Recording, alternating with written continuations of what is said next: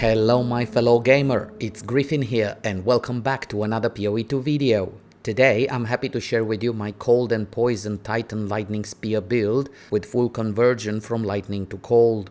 Our character reached level 90, annihilates T16 content and the build can be assembled on the budget.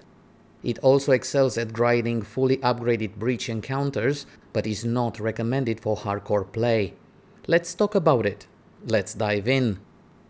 Gear. We are using the Tangle-Tongue Spear, an absolutely amazing weapon with an insane base crit hit chance.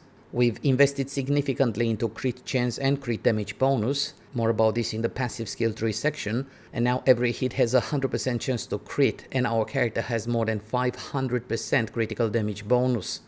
This is important because the description of the Tangle-Tongue Spear states, forks critical hits. Hits with this weapon roll against their critical hit chance twice when determining if they are a critical hit. If one of these two rolls would succeed being a crit, then the critical damage bonus is applied as per normal. However, if both rolls would succeed being critical hits, then for that hit, the critical damage bonus is applied twice. Well, in this build, every hit is a critical hit, therefore more than 1000% critical damage bonus is applied with every hit. We are also using the Plague Finger gloves that allows all damage from hits to contribute to poison magnitude. Our character still needs a 100% chance to poison, but this is quite easy to achieve considering we are playing the Titan, and by selecting the Hulking Form Major Ascendancy node, all small passive skills have 50% increase effect, including of course the chance to poison nodes. We are also using Call of the Brotherhood ring that converts all lightning damage into cold damage, and this is how we get all the insane icy explosions screen wide. The other ring has a very good amount of cold and lightning damage, life and resistances that will be further boosted by the Ingenuity belt.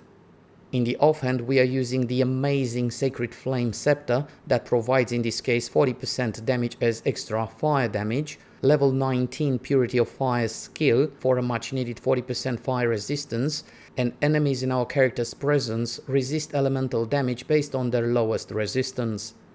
The body armor has a ton of evasion, good amount of life and resistances that alongside the rest of the gear will allow our character to be elemental resistance capped and above 80% chance to evade. Preferably chaos resistance would be at least 50%. This is the gear so far.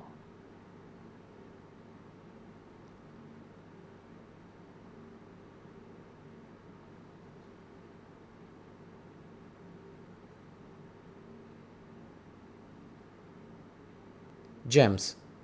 Lightning Spear with Corrosion, Splinter, Armor Explosion, Inevitable Critical and Vault. Storm Lance with Comorbidity, Martial Tempo, Point Critical, Primal Armament, and Overextend. Frost Bomb creates cold exposure and we're using it with Strip Away, Cold Penetration, Spell Echo and Deep Freeze. Cast on crit with Sniper's Mark, Overabundance, Impetus, Energy Retention and Hypothermia. Herald of Ice with Magnified Effect, Lightning Infusion, Conduction and Overcharge. Herald of Thunder with Embitter, Glaciation, Frost Nexus and Deadly Poison. Herald of Ash with Fire Mastery. Herald of Plague to proliferate the most powerful poison to the enemies nearby, and Combat Frenzy with Profusion. Make sure to add 20% quality to get the most benefit out of the gems mentioned earlier. Passive skill tree. For a level 90 character, the passive skill tree looks like this. Feel free to access the Mobalytics link in the video description for the passive skill tree, gems, gear and ascendancy for the level 90 character, the endgame version for the Titan. For jewels, we're using From Nothing Diamond Jewel that allows us to allocate passives in radius of Mind Over Matter without being connected to the tree, and we've selected all natural and storm charged. The other jewel is an Emerald Jewel that gives chance to poison and poison duration, also projectile speed and damage. We're focusing on crit chance, crit damage bonus, elemental damage with attacks, evasion, poison chance, poison magnitude and duration. Regarding crit nodes, we've selected Dispatch Foes, Cooked, Preemptive Strike, First Approach, Throat Seeker, Struck Through, Hard Stopping, and Hard Breaking. Regarding elemental damage with attacks, we've selected Catalysis and Coming Calamity for a massive elemental damage boost when each herald is active. Regarding defense, to boost evasion, we've selected Blur, Cat-like Agility, Escape Velocity, Bestial Skin, and Enhanced Reflexes. Regarding poison nodes, we've selected Crippling Toxins, Lasting Toxins, and Stacking Toxins. Low tolerance for 60% increased effect of poison our character inflicts on enemies that are not poisoned, and the amazing node Leeching Toxins that, besides providing increased poison magnitude, allows our character to recover 2% of maximum life on killing a poison enemy.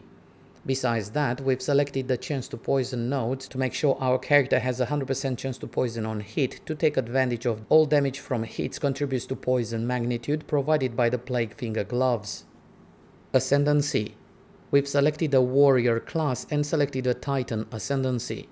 We've selected the Colossal Capacity to be able to get to the Hulking form. The extra inventory space is useful, but the Hulking form node is the reason we've chosen Titan Ascendancy to begin with. This node is absolutely amazing, 50% increase effect of small passive skills, and this means all the small nodes part of a cluster that lead to the major node of that cluster. This provides an overall massive damage boost, great defensive layers, and utility that makes Titan an absolutely amazing Ascendancy. The third node is Mysterious Lineage, that gives 15% more maximum life, and the last node is Stone Skin for 50% more armor from the equipped body armor. The body armor we've selected for this build is evasion base, but for a hybrid armor strength and evasion with good rolls, the Stone Skin node would be very beneficial. Conclusion: Titan is an excellent choice for the Lightning Spear build, boosting damage and defenses through the Hulking form node and adding to the mixed poison damage and magnitude that proliferates to the nearby enemies due to Herald of Plague.